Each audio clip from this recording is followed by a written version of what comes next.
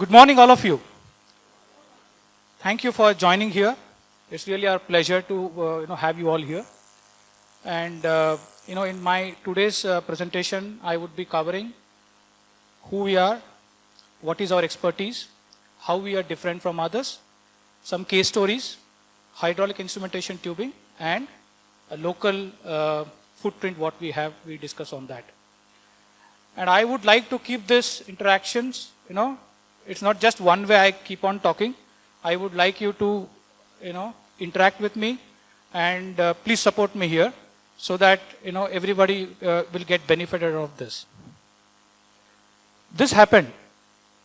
I was wanted to buy a few clothes, basically shirts. I went to a commercial street in Bangalore.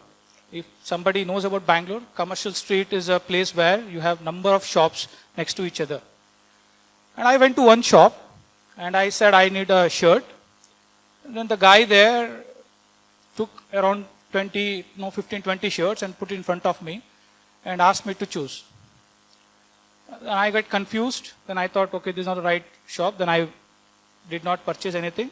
I came out and then went to another shop. This time I chose the shop where there are little crowd. So then there the sales guy took me inside. Then I said, I need a shirt. The first thing he said, what purpose? Is it casual or formal or party wear?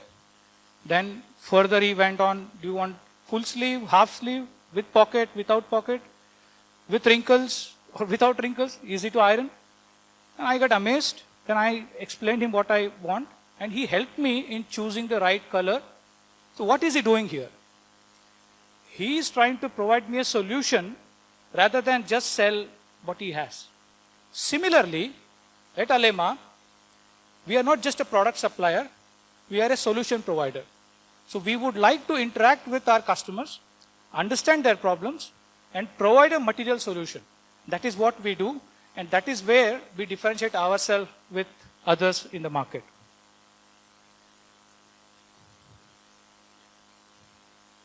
This always happens, it never works. Yeah. Safety first, so that's already covered.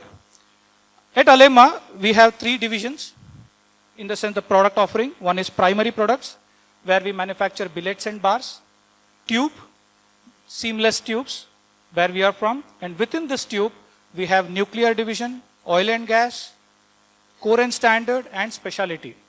But we are from core and standard division. Then strip wire heating technology.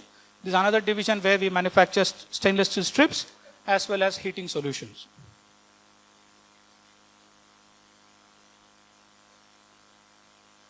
Yeah. So these are some of the industries where we supply our products. If you see nuclear, aerospace, each industry specification is different. I'm sure as an industrial expert you are aware. For aerospace, you need AMS, the AMS approval. For defense, you need military certification. For nuclear, you have a totally different way of offering. Chemical and petrochemical refinery, there is a separate set of events. But as a company, we can manufacture all these projects, very tough specification to simple. Everything we can do it ourselves. And future focus is on renewables for us. And there are a lot of investments coming in hydrogen, especially the green hydrogen and hydrogen embrittlement problem. So we have materials to offer. Biofuel, where from fossil fuel people are going for a renewable feedstock, and we have products to offer there also. The question, how are we different from others? Let me take you through how we are different. I think this slide is covered, but I would like to specify few things here. This company has a history of 160 years, started by Mr. Frederick Goranson in 1862, more than this 160 year. 1989, this is the time when we manufactured first seamless tube. 1921, when we manufactured first stainless steel tubes. So we have an experience of more than 100 years in manufacturing seamless stainless steel tubes. What it means? We have made all that mistakes one supposed to make, and then we are refined. So you have seen refined engines. So we are refined our manufacturing capabilities. Introduction to duplex. So 1950 is the time when we introduced a commercial duplex grade into the industry. Avesta is the company who invented duplex, but they were only in the lab scale, but commercialization is done by Sandvik at that time, and now we are Alleima. Between 1950 and 2023, there are a lot of events. I don't want to specify them. Sunil already covered that part. That's how, with experience, we are different from others. R&D is our backbone. We could able to stay for 160 years because of one reason. One among many reasons is R&D. And we have more than 900 recipes, 850 patents, 230 engineers working across the globe, and we spend 1.5% of our revenue, not profit, of our revenue in R&D, so that we come out with newer solution for the newer problems. How we do it? We do it with customer partnerships, relationship with academia, R&D platforms, application specific. We also work with licensors closely to develop a product for their problems. So in fertilizer segment, I hope most of you are from fertilizer segment, we have multiple products to offer, and which has a track record of working for more than 20 years, 30 years, like that. So what are our present innovations? In Kanthal, we have developed, or it is under development, the heater which can heat hydrogen at 1000 degrees centigrade. If you see in the today's market, everybody wants to go for a green. Like steel plant, they say we want to go for a green steel, correct? And how is it possible? From coal, you have to go for hydrogen as an energy source, and that hydrogen should be manufactured through green hydrogen channel. Then it becomes complete green. But today there is no solution to heat hydrogen at that temperature. Kanthal is working on it. Very soon this product will be launched in the market. Flapper wall, heart of compressors. This is precision strip. You know the thickness of the strip? Our hair thickness is 0.076 mm.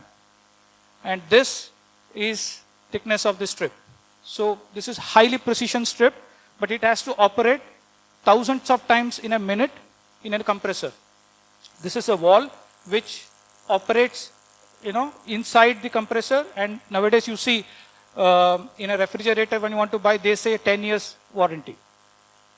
Then this compressor has to work for 10 years and continuously for 10 years. And that is how we make a difference in making steel. Sanicro 35, this is something new innovation in tube form, and there will be a talk on this later where we will discuss in detail what is this product.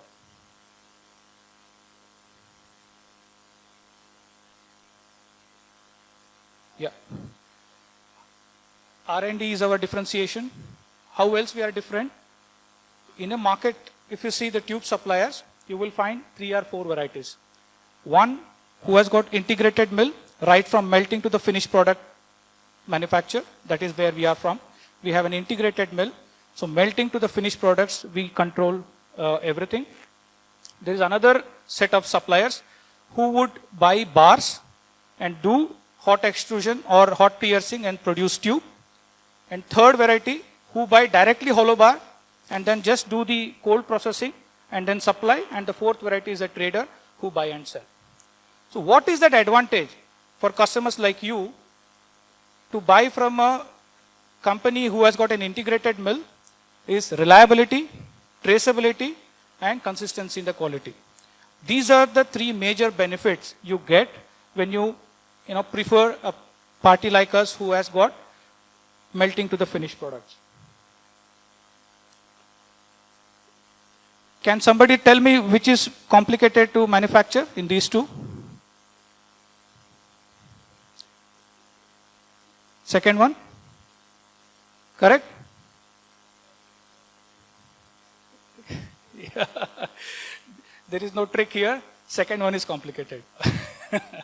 So, yes. Why? Because tube has one hole and the other component has multiple holes. Obviously, it is difficult to manufacture.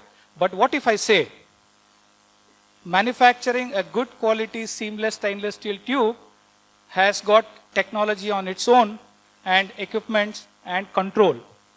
So let me play you a video. It's a simulation of the steel production.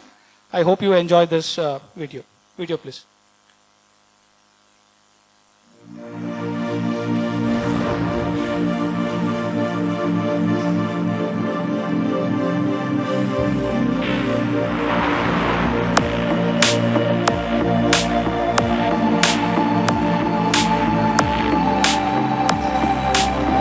At Alleima, manufacturing is based on recycled steel and purchased alloy materials.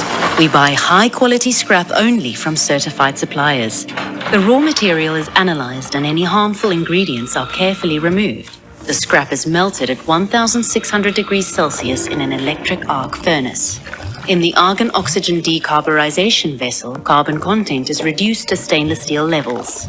Exhaust gases from the furnaces and AOD processes are filtered to cut pollution, and the dust extracted is further processed for metal recovery. The chemical composition of the melt is closely monitored throughout the process to meet our own demanding standards. We make continuous analysis to guarantee the correct steel grade and ensure traceability and consistency between the batches. The results are entered in a form that accompanies each batch at every stage of the process.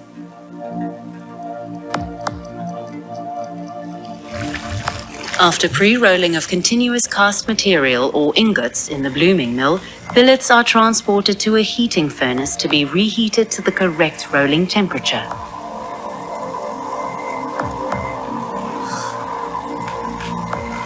The billets are then rolled in Alleima's modern rolling mill, where round and square billets are rolled to a wide variety of sizes.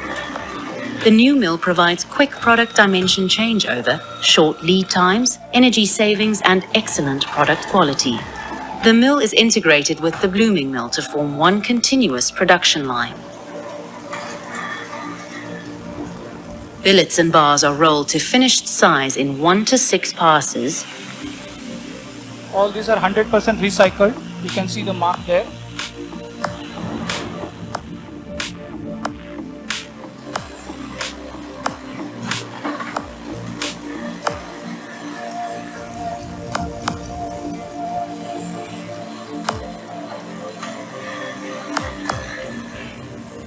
And cut into requested lengths. The bars are inspected before dispatch or put through further internal processing.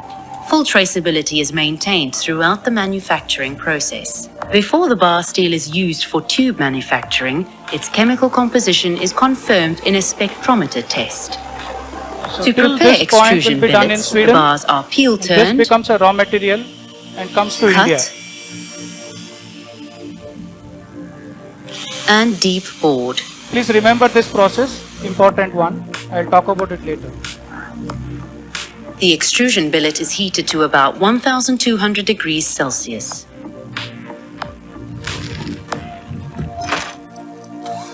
And then lubricated internally as well as externally with a glass powder. A mandrel is inserted into the hole in the billet.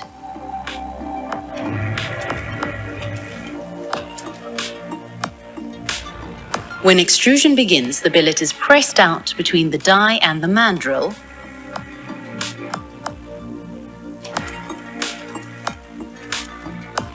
resulting in a seamless tube that can be delivered directly without further processing through cold working, according to customer specifications, or used as the starting point for further processing.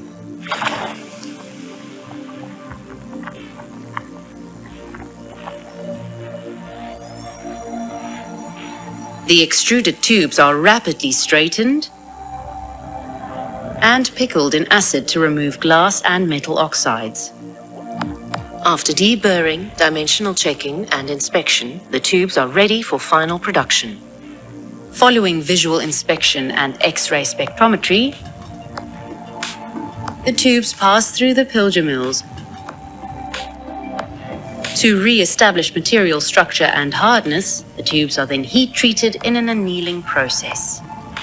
They are heated to over 1,000 degrees Celsius in a protective atmosphere to prevent oxidation.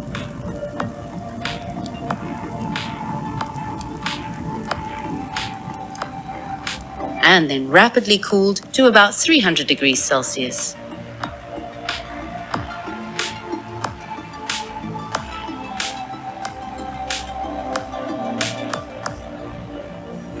The tubes are straightened,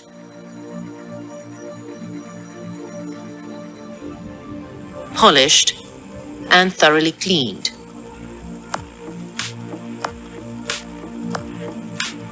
According to customers' requirements, the tubes are fully inspected for defects using ultrasonic and eddy current testing methods set to detect the tiniest defects such as cracks, cavities, or other material defects that the naked eye can't detect.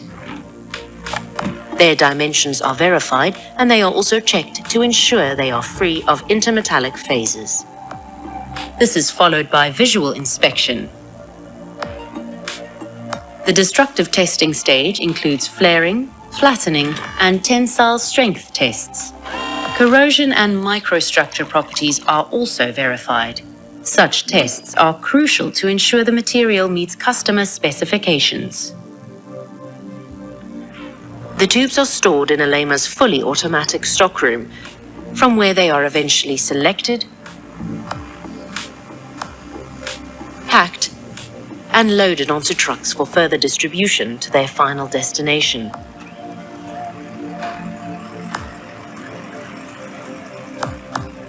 The tubes are delivered together with complete documentation.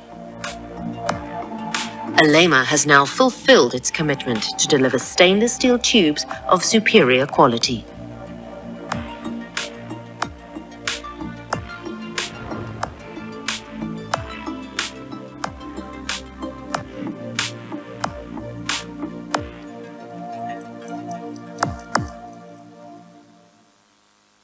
Yeah. Enjoyed? I think now you know what it takes to make a good quality stainless steel seamless tubes. Okay, so you have seen melting process. When the steel solidifies, at that time, whatever impurities, porosity, shrinkages, sulfur, phosphorus, non-metallic inclusions, so these are something which is not desirable, but you will end up getting it, and it will be come and settle at the center of the bar. That is the normal science, right? It happens like that. The question is, can we minimize it during the melting, or for the further process, can we remove it? And I have asked you to just note one production process where we are doing deep boring. In that, we are removing all the impurities which is present at the center of the bar. And this is something process requirement. In hot extrusion method, it is required to do that. So that is ensuring whatever impurities which is coming from the melt is being taken care. There is another technology with which you can manufacture seamless stainless steel tube is hot piercing, which is an older method, and it is expected to get a lot of defects in it. And it is also not easy to manufacture all the grades with this process, but people try to do it. What happens here? Here also okay, I'll not touch it. I was looking for a pointer. There is on the top corner, you can see the photo, the drawing. There is a billet which is heated to 1200 degrees centigrade. There are rollers which will push the bar from one end to the other end, and there is a plug which will pierce and create a hole. So what's happening here? All the impurities which are present in the center of the bar is pushed to the corner. And you can see the picture, the third picture in the row. This is inclusion. When you get a tube which is of 6 meter length, if somewhere you find this defect, it is very difficult to identify. So then if you end up in getting such material, then you will have a lot of failures. Whenever people design a heat exchanger, the expectation is at least it should work for 10 to 12 years without any problem, with a maintenance after every 4 years. So this is the normal expectation from the industry. But you would see, I think you might have already have some experiences, the exchanger which is expected to work for 12 years fails within a year, within 2 years, like that. And some of the reason can be this. And also on the photo on the right hand side on the top, these rollers will create a lot of roller marks on it, and people will remove it through grinding process. And in order to do it, you have to induce a lot of stresses in the material. Also, it is not possible to get the required dimension in one pass. So you have to do it again and again, multiple passes, then you have to reheat them. So when you do the reheating, you are inducing a lot of stresses into it. So internal defect, stresses are the major problem, and you would end up in getting a lot of problems when you use it in the service. So as a Alleima, our recommendation is you should go for hot extrusion, which is the latest method and which has got expected good quality material when it comes to defects like this.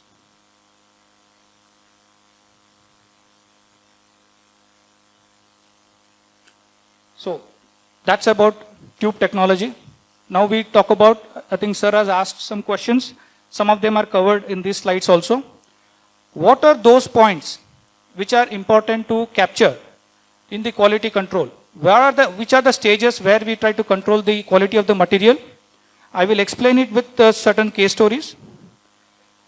Normally in the industry, pitting corrosion, crevice corrosion, stress corrosion cracking, MIC, and general corrosion. I think these are some of the very common corrosion which you see. This is one case story where people called us for a discussion and then we understood the application. This is basically a seawater cooler, super duplex. And then we asked the sample, they gave us a sample, and sample looked like something in picture A. When we cut the sample, inside we could see it's a proper pitting corrosion on the picture B. We could also see a lot of brown areas, corrosion started and then pitting has happened.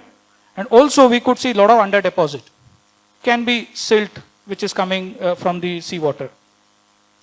Further, we try to see it in the microstructure through SEM. So we have an R&D setup in Pune where we do all this, EDS as well as SEM. These are the two analysis which we can do. It was very clear pitting corrosion, no doubt in it. But from where pitting has started? It has started from the sigma phases which were there in the material, and these are undesirable. We don't want it. But we will end up in getting it, and it will happen. And only if you do it in a right way, then you can avoid it. But in this sample, we could see a lot of both bright and dark patches. You can see here, intermetallics and sigma phases. And this is where the initial attack has happened, and eventually the exchanger which is supposed to work for 12 years has failed within 6 months. This is case number 1. Case number 2. So here we got 3 samples from customer. These are the 3 samples. One with the crack, one with the pitting, and the third one was in a good condition. And we cut open, you can see the inside how it was looking. Very clear, pitting first, then crack. This is how they happened.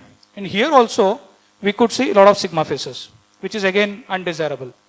But one more thing we could see here is, the ferrite phase was completely washed away, and only austenitic phase was remained. Duplex is a material which has got 50% austenite, 50% ferrite. It's a combination. And here, the ferrite phase has gone out, only austenite has remained. And why this happens? How the quality of material can really take care of these kind of failures. We will see that.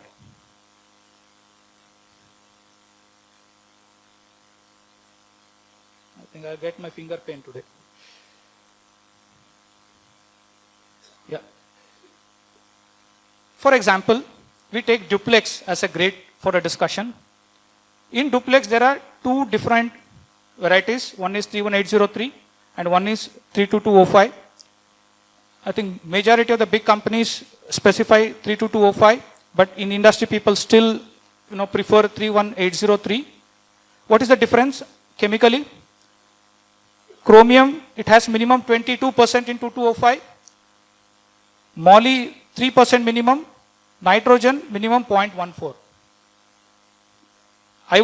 When I was looking at this, it was very confusing. Such a small variation, will it have such a significant effect on the material? Is it really such a small variation can do it? When we did the study, it does it. We have taken two samples, one with a nitrogen content 0.14%, one with nitrogen percent 0.18. That means the difference is 0.04. 0.04% का difference है दोनों में. And you can see the temperature. When we did the ASTM G48 test, corrosion test, pitting started at 35 degree for material having 0.14 nitrogen. The one which has 0.18 happened at 45. So that means, which one? Yeah, 0.08 to 0.2 is the limit in 31803. Whereas in 2, the minimum limit is 0.14. And what we are trying to show, between 0.14 and 0.18, what is that difference you are getting, right? So the material which has got higher nitrogen is getting 10 degree cushion. That means if material has to fail, the temperature has to reach 45 degree and you should have a substantial chloride in the atmosphere. Then this happens. So in an industry, 10 degree cushion is very significant. Normally if you see the process data, 5 degree here and there, changes would be there. If you set a process at 30 degree, it should run. You would see 32, 33 like that, changes would be there. But 10 degree cushion is always have a larger benefit when you want to use it. That is one thing on chemical side. There is another concept called PREN. I hope all the industry people will be using this, pitting resistance equivalent number. When I said super duplex, it is expected to have 42.5 PREN. So how do we arrive at 42.5? There is a formula. Percentage of chromium plus 3.3% of moly plus 16% of nitrogen. And you put these values here, chrome, nickel, moly, into that formula you get a number. Higher the number, better is the corrosion resistance property. In a duplex, it is expected to have a same PREN number on both ferrite as well as austenite phase. If you are able to achieve it, then the selective corrosion case what we have seen, that will not happen. And it is not easy to achieve 50%, and even we cannot achieve 50-50. You take a measure, take a chemical composition from the ferrite phase, take a chemical composition from the austenite phase, calculate in the formula, and normally it should be around between difference of 1 or 2, that is allowed. If it is difference is too much, then you will end up in getting a problem like selective corrosion. Something like this, the selective corrosion would happen. And the third important point of the quality of the material, basically the corrosion resistance property, mechanical property, everything is achieved during heat treatment. So if you do it heat treatment properly, then you will not get problems. For example, in duplex case, if you have a high quenching temperature and rapid cooling, then you will end up in getting chromium nitrides, which is again not required. If you do low quenching temperature, slow cooling, then you will have intermetallics. So both are undesirable. If you want to have a good quality material, then you should have a control over your equipment, process, so that you have this tightrope walk on the road. If you have to stay on the road, then you will get a good quality material. If you go here, either left or right, you will end up in getting some of the other undesirable phases, which becomes a weak point or the starting point for a corrosion to happen.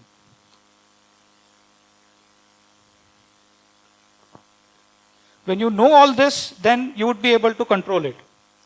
This is the second case story. The first one which we saw is a duplex metallurgy, and the second one is an austenitic stainless steel. It is super austenite, we call Sanicro 28. This product is developed to address the problems in phosphoric acid application. One of our customer bought alloy 28, which is available in the market, and within 2 weeks of uses, you can see the right picture. It was like that before. Putting into the service, it has happened on the picture on the right side. Within 2 months. Why did it happen? What could have gone wrong here?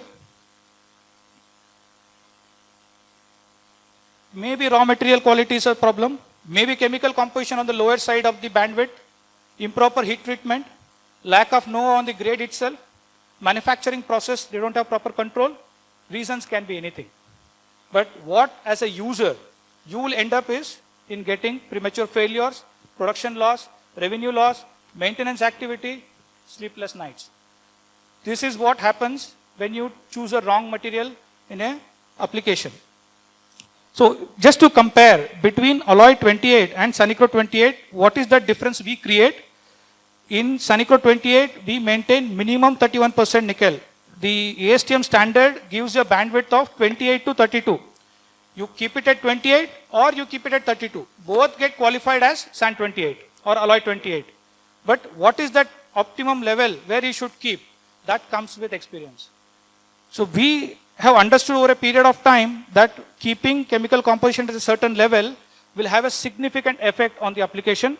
So in Sunicro 28, we give minimum 27% chromium, minimum 31% nickel, and because of which our PREN is also more.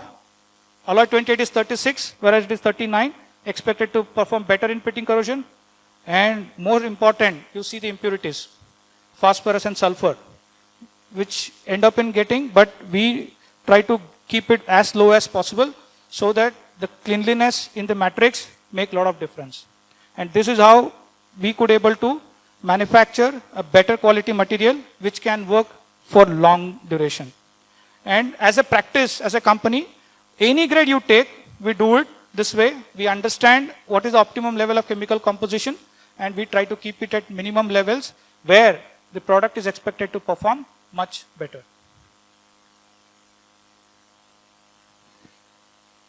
How do we avoid? There is a cost pressure. Every company, including us, we can't buy an expensive material. And like you also have similar problem. Then how do we, identify and select the right material?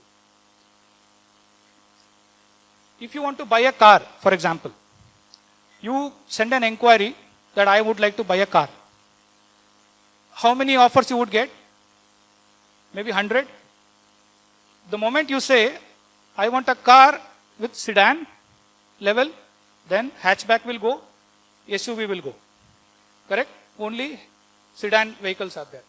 Within sedan, you mention, I want a boot space of so much. I want ABS. I want 6 airbags. Then how many offers will come to you? Maybe 10, 15. Is it not easy to buy a material then? So what we are saying, please buy what you want to buy. Specify what you want to buy so that you get the right material. Choose the lowest one. Choosing the lowest one from the 15 make a lot of sense than choosing a lowest one from the 100. Correct? And we can help you in making this specification. Normally, how we do it?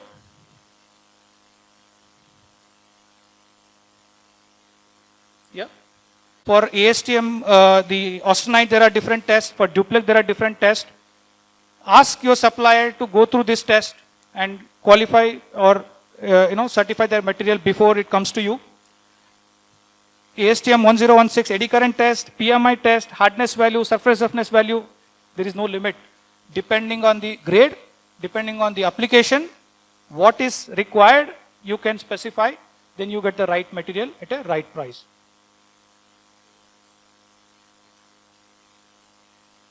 That brings me to the next topic, hydraulic and instrumentation tubing.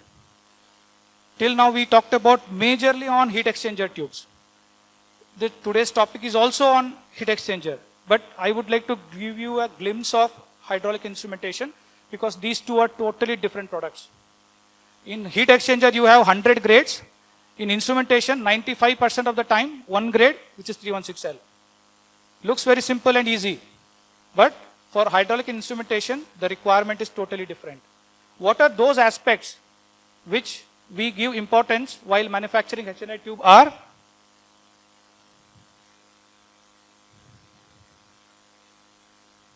tolerance.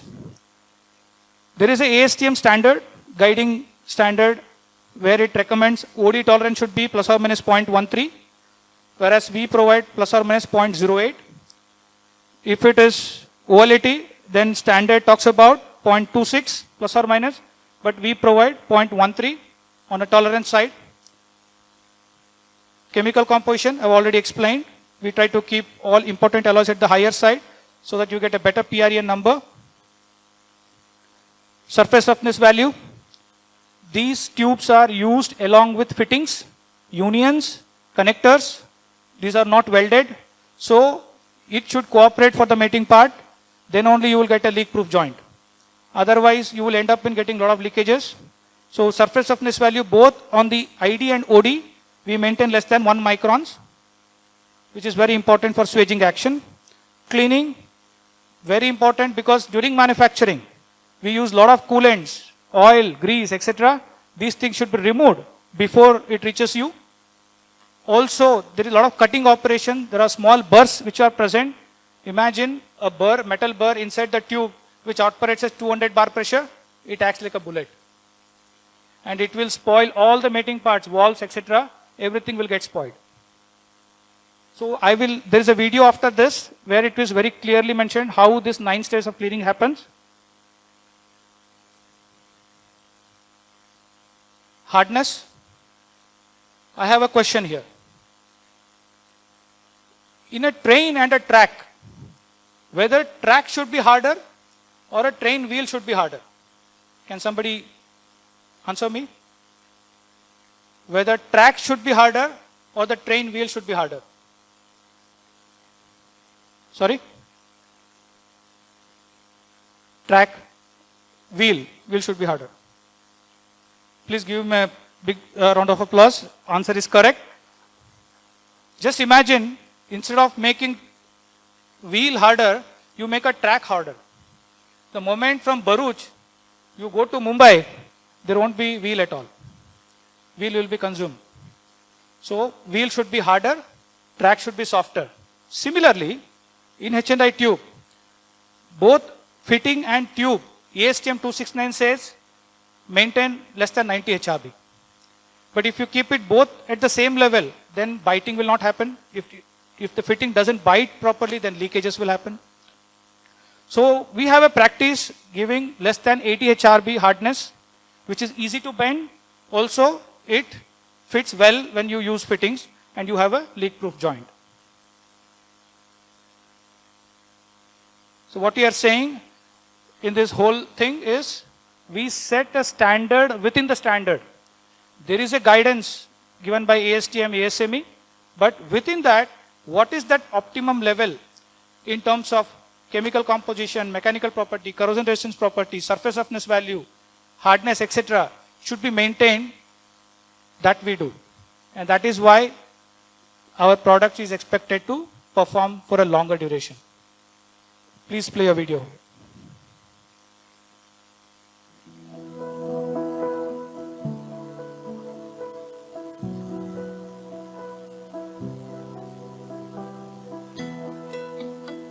Every day, industry relies on hydraulic and instrumentation tubing to secure safe, trouble-free operation of key equipment and systems. From renewables to petrochemicals to high-pressure compressed natural gas, there's no room for unscheduled downtime due to leaking valves or fittings, which could cause a system failure. In complex systems, tube makes up less than 5% of the total costs, but shortcuts on quality can lead to much higher costs in the end. So to avoid risks and gain peace of mind, it really pays to use premium quality seamless tubing from Alleima. But admittedly, it's not easy to see the difference between Tube A and Tube B.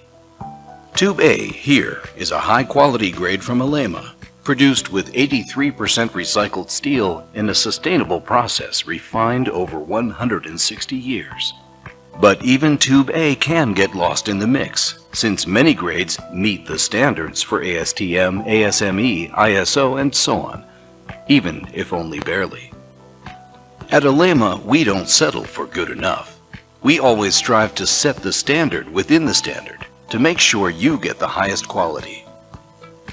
It all starts with our in-house melt in Sandviken, Sweden, where we can control and optimize the chemical composition to deliver properties like higher corrosion resistance.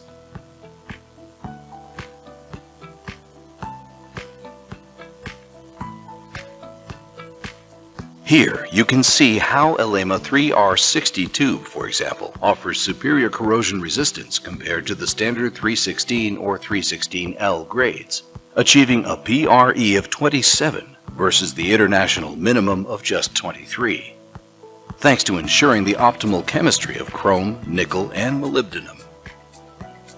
And here, if we take 5 popular Alleima grades, including SAF 2507 Super Duplex and higher alloy Synechro 28, you can see how Alleima PRE values exceed the international standard.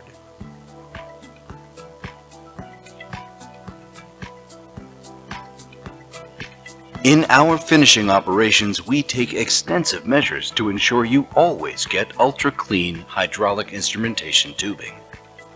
Our aim is to ensure safe and trouble-free operation with every tube delivered. That is why we use a comprehensive 9-step cleaning process, from flushing with alkaline baths to drying, bright annealing, polishing, and, finally, adding protective plugging. To sum up, clean hydraulic and instrumentation tubing means that you get reduced risk of system failure or unplanned maintenance, prevention against malfunctioning valves and actuators, and an inside surface free of scale and contamination. But how do we perform on bending and fitting? The secret lies in controlled hardness, which allows for easy bending and leak-free connections. Whatever the standard, our grades are always optimized to ensure easy, reliable bending, consistent quality for automated bending, no wall collapse, no cracks, and less use of power. Optimized hardness also ensures you get a vacuum-tight grip of the ferrule in the connection, preventing leaks and assuring consistent pressure and flow.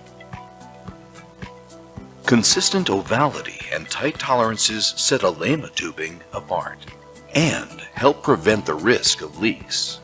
Our outer diameter tolerance often far exceeds the ASTM requirements. For example, for A269 category ASTM grades like 316 and 316L, the requirement is plus or minus 0.13 millimeters, whereas we consistently deliver plus or minus 0.08 millimeters with every batch.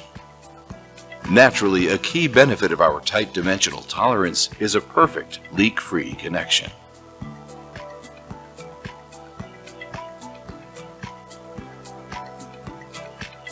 To sum up, we at Alleima always strive to set a higher standard within the standard, leading to safe, trouble-free operation, extended lifetime of equipment and systems, higher productivity, industry-leading sustainability and circularity, all of which ultimately results in greater peace of mind for our customers.